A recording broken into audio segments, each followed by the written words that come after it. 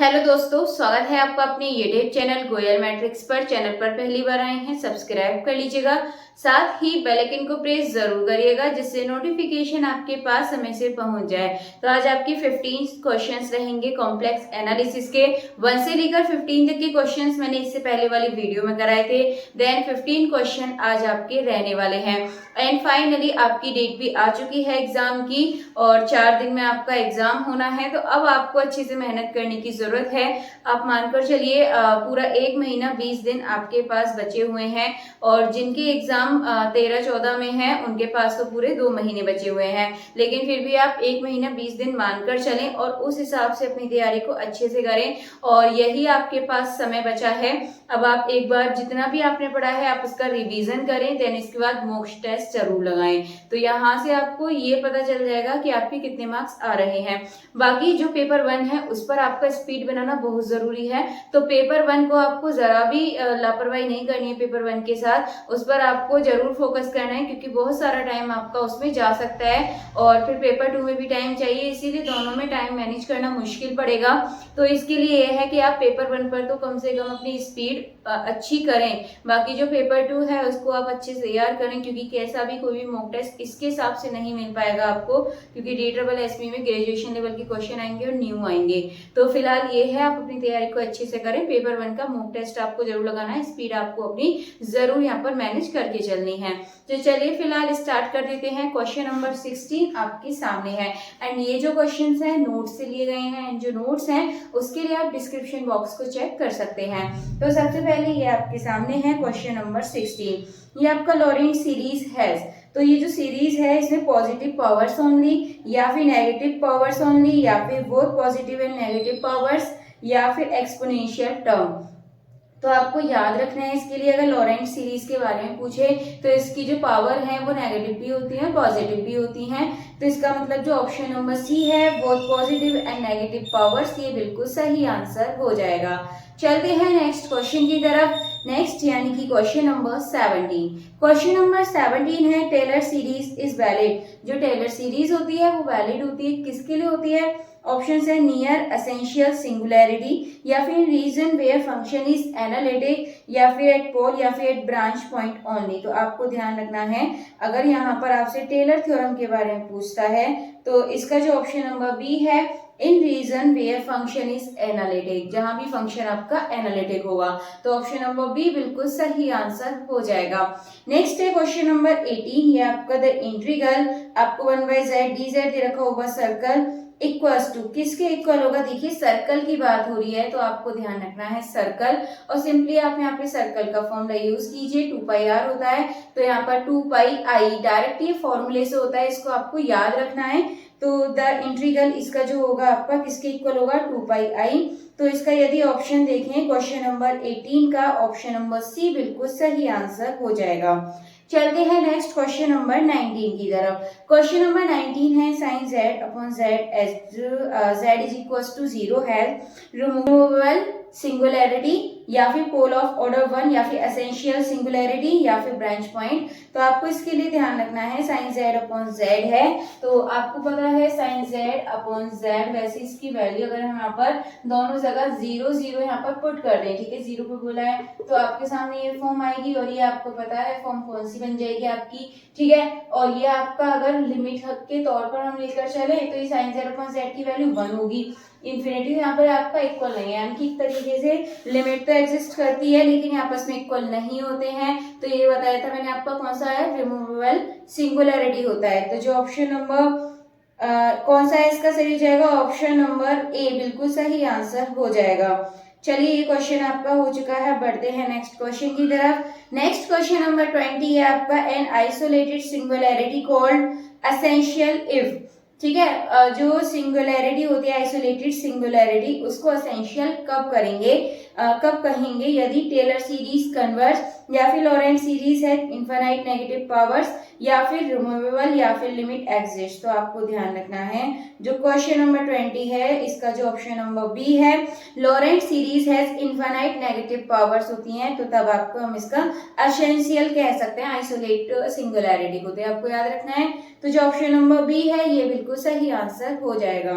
Next है question number 21। 21 है function z, मतलब बार लगा हुआ है, इज डिफरेंशिएबल एट। ये डिफरेंशिएबल होता है किस पे होता है, ओरिजिनल ओनली, ठीक है, origin only, everywhere, now where या फिर रियल एक्सिस्ट ओनली। तो आपको ध्यान रखना है नाउ वेयर। तो जो ऑप्शन नंबर सी है ये इसका बिल्कुल सही आंसर हो जाएगा।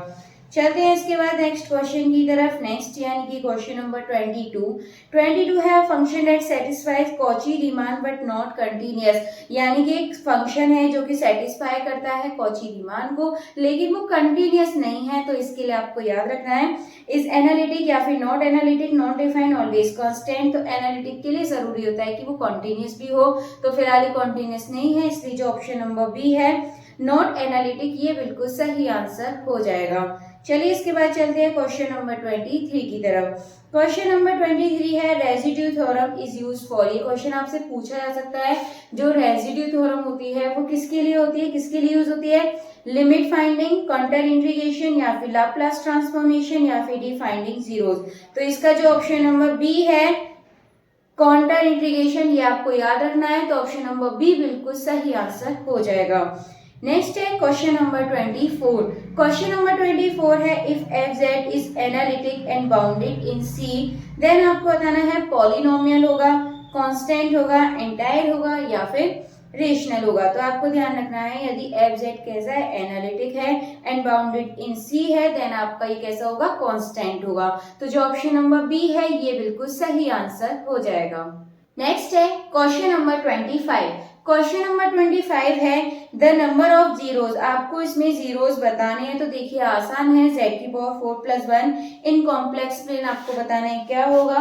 तो देखिए आप इजीली इसको याद रखिएगा, z की पावर 4 यहाँ पर आपको ये रखा है प्लस 1, तो इसमें आपका नंबर ऑफ जीरोस पूछा है तो ये तो आपको पता होना चाहिए, -1 उधर चला जाएगा और ये आपका माइनस में आ रहा है, तो इस वजह से यहाँ पर कितने जीरोस हो गए आप डायरेक्टली बता सकते हैं जितनी पावर होती है, क्योंकि ये माइनस में आ रहा है। अगर ये माइनस में नहीं आता तो हम इसको जीरो बोल सकते थे। फिलहाल इसमें आपके क्या पूछा है, कॉम्प्लेक्स प्लेन में पूछे नंबर ऑफ जीरोस, तो यानी कि ऑप्शन नंबर सी 4 बिल्कुल सही आंसर हो जाएगा। नेक्स्ट है question number 26 fundamental theorem of algebra says. जो फंडामेंटल थ्योरम होती है अलजेब्रा की वो क्या कहती है। ऑप्शंस है पॉलिनोमियल्स में नॉट हैव रूट्स, या फिर every non constant polynomial has at least one root in, या फिर ऑल इक्वेशंस आर सॉल्वेबल, या फिर नो कॉम्प्लेक्स रूट एग्जिस्ट। तो आपको ध्यान रखना है जो फंडामेंटल थ्योरम होती है क्या कहती है वो आपकी, every non constant polynomial has at least one root, ये आपको ध्यान रखना है। तो जो ऑप्शन नंबर बी है ये इसका बिल्कुल सही आंसर हो जाएगा। नेक्स्ट है क्वेश्चन नंबर 27। क्वेश्चन नंबर 27 है द सिंगुलैरिटी ऑफ। आपको इसकी सिंगुलैरिटी बतानी है क्या होगी, तो आइए चलिए देखते हैं। आपको z इज इक्वल टू आई पर बोला है, तो यहाँ पर इसको सॉल्व करेंगे तो ये है आपके सामने 1/z² प्लस 1 का होल स्क्वायर एट, आपको बताना है z इज इक्वल टू आई। ये आपका क्या होगा, सिंपल पोल या फिर पोल ऑफ ऑर्डर 2 या फिर एसेंशियल या फिर रिमूवेबल। आप देखिए हम इसको क्या करते हैं, पोल के लिए जो डिनोमिनेटर होता है उसको इक्वल टू 0 रखते हैं। तो यहाँ पर हम क्या करेंगे z² प्लस 1, यहाँ पर आपका ये दे रखा है आई, ठीक है, तो हम इसको आई की फॉर्म में बना सकते हैं। इसको इस तरीके से लिख सकते हैं z प्लस आई z माइनस आई का होल स्क्वायर। हम इसको इस वाली फॉर्म में यहाँ पर लिख सकते हैं, इक्वल 0 तो आप यहाँ से निकाल सकते हैं। सो z है आपका क्या आ रहा है, आई आ रहा है यहाँ से, और जो इसका ऑर्डर है वो कितना हो जाएगा, ऑर्डर इसका 2 हो जाएगा। ये बात आपको याद रखनी है क्योंकि यहाँ पर जो पावर है वो कितनी है, 2 है, तो ऑर्डर भी इसका 2 हो जाएगा। फिलहाल ऑप्शन कौन सा हो जाएगा, option number B pole of order 2, क्योंकि z is equal to I आ रहा है यानी कि पोल होगा और ऑर्डर इसमें 2 आ रहा है। तो जो ऑप्शन नंबर बी है पोल ऑफ ऑर्डर 2 ये बिल्कुल करेक्ट आंसर है। नेक्स्ट है question number 28 an entire function is also. जो एंटायर फंक्शन होता है वो क्या होता है, एनालिटिक इन सम रीजन ओनली, या फिर नॉट डिफरेंशिएबल, या फिर एनालिटिक एवरीवेयर, या फिर ओनली रियल वैल्यू।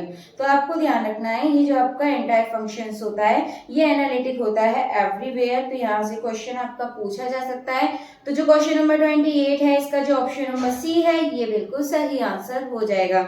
नेक्स्ट है 29 1/z² हैज रेजिड्यू बताना है, बहुत आसान है, बता सकते हैं आप डायरेक्टली। तो ऑप्शंस आपके सामने है, इसका आंसर आपको कमेंट बॉक्स में बताना होगा कि सही आंसर क्या है। नेक्स्ट है question number 30, Cauchy integral formula gives. जो कॉची इंटीग्रल होता है वो क्या देता है, डेरिवेटिव या फिर इंटीग्रल ऑफ एनालिटिक फंक्शन या फिर वैल्यू एट सेंटर या फिर पावर सीरीज। तो जो क्वेश्चन नंबर 30 है उसका जो ऑप्शन नंबर सी है ये बिल्कुल सही आंसर हो जाएगा, यानी कि वैल्यू एट सेंटर।